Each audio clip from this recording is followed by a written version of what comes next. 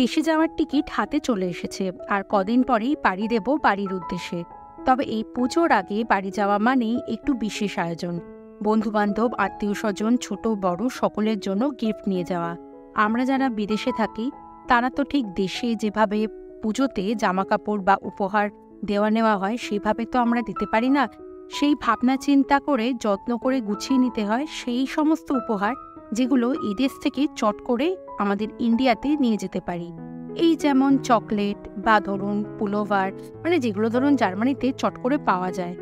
তো সেগুলোর কেমন কি দাম পড়লো সব কিছু নিয়েই আজকের এই ভিডিওটায় থাকবে। নমস্কার, আমি রনিতা, আমি জার্মানিতে থাকি আর জার্মানি রিলেটেড আমি অনেক ভিডিও পোস্ট করে থাকি। আপনারা আমার বাকি ভিডিওগুলো একবার দেখতে পারেন। যদি ভালো লাগে প্লিজ চ্যানেলটাকে সাবস্ক্রাইব করে দেওয়ার অনুরোধ রইল। তাহলে চলুন শুরু করা যাক আজকে আমার এই ব্লগ।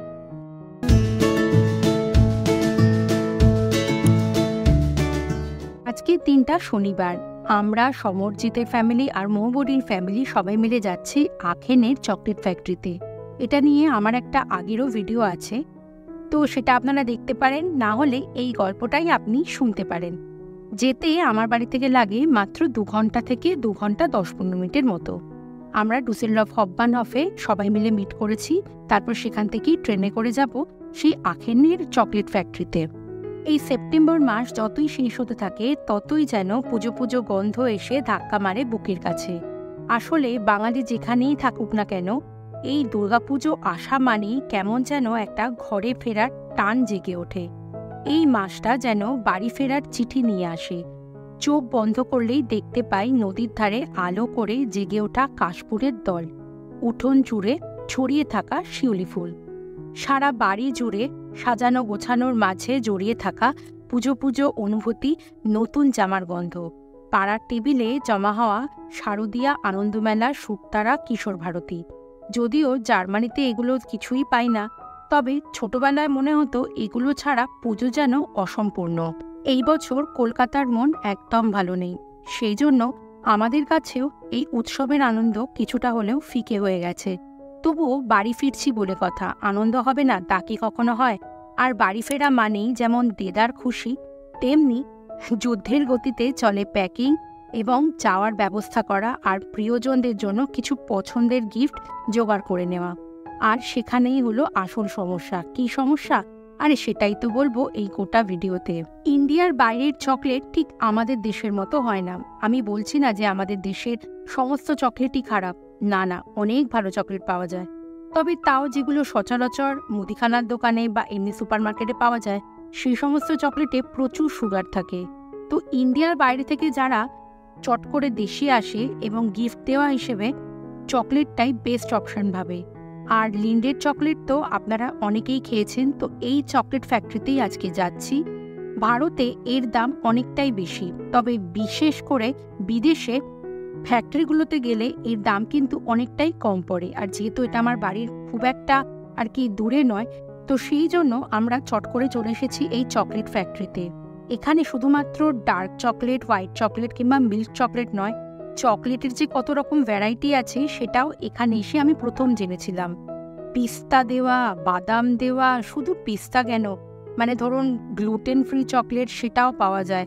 মানে আপনাকে আমি এখন বলে বোঝাতে পারবো না যে কত রকমের এখানে চকলেট পাওয়া যায়। আর দামও কিন্তু সুপারমার্কেটের তুলনায় প্রায় 30-40% কম হয়, কারণ এখানে 1 কিলো দরেও কিন্তু এখানে চকলেট পাওয়া যায়, আর সেটা কিন্তু বেশ দাম কম হয়। আমরা সবাইকে গিফট করার জন্য এই ধরনের 1 কিলো দরের যে চকলেটগুলো সেইগুলোই অন্তত প্রায় 3 থেকে 4 কিলো নিয়েছি। এগুলো গিফট দিতেও সুবিধা হয়, আর তারপরে স্পেশাল যে রিলেটিভগুলো রয়েছে তাদের জন্য আমরা একটুখানি ভালো চকলেট এখান থেকে নিয়েছি। এই চকলেটগুলোই কিন্তু বাইরের সুপারমার্কেটে বেশ অনেকটাই দাম বেশি পড়ে, এখানে এসে দেখছি বেশ এখন অফারেও রয়েছে। আর এই চকলেটগুলো খেতে তো অসাধারণ, সবার মন ভরে যায়। আর আমি কিছু চকলেট স্প্রেডও নিয়েছি, কারণ চকলেট স্প্রেড বলতে যে নাটেলাগুলো পাওয়া যায় সেগুলোর থেকে এর কিন্তু চিনির পরিমাণ অনেকটাই কম থাকে।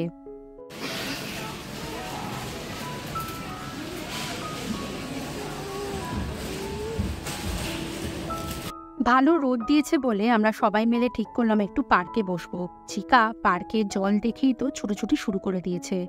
আর সমরজিৎ তানিয়া বাড়ি থেকে সবার জন্য পাস্তা বানিয়ে এনেছে। টেস্টটাও হয়েছে খাসা। এখানে অনেক পুরনো চার্চ আছে। সবাই ঘুরতে ঘুরতে বলল একটু চার্চের মধ্যে ঢুকবো। তবে চার্চে থেকে বেরোলে আমরা সবাই মিলে একটুখানি যাব মলে, কারণ কালকে রবিবার মানে ছুটির দিন, এখানে সব কিছু বন্ধ থাকবে। তাই আজকেই মোটামুটি কিনে ফেলতে হবে সব কিছু।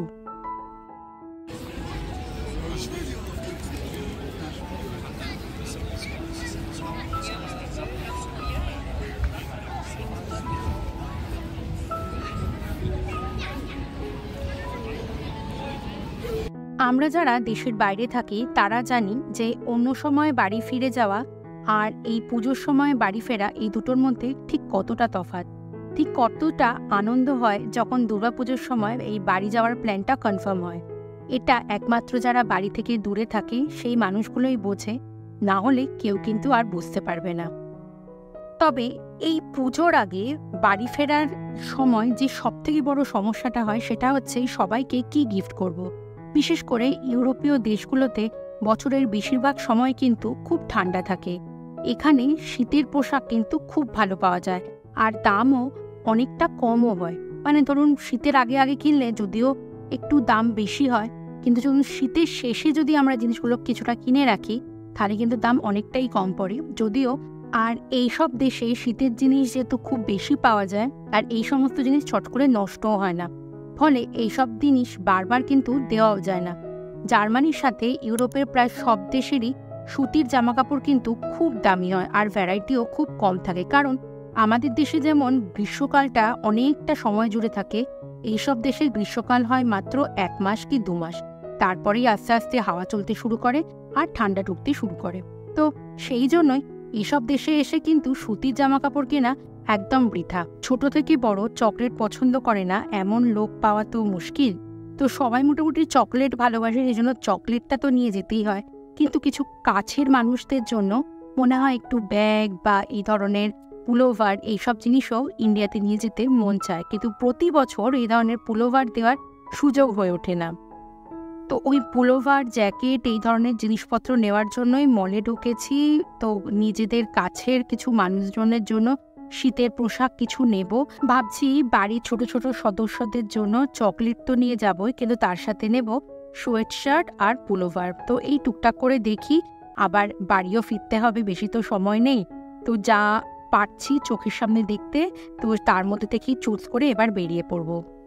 গিফট দেওয়ার আইডিয়াগুলো খারাপ হয়নি, কি বলুন? আচ্ছা, আপনারা যারা বিদেশে থাকেন তারা বাড়ি যাওয়ার সময় কি কি নিয়ে যান সেটা একটু কমেন্ট সেকশনে লিখবেন।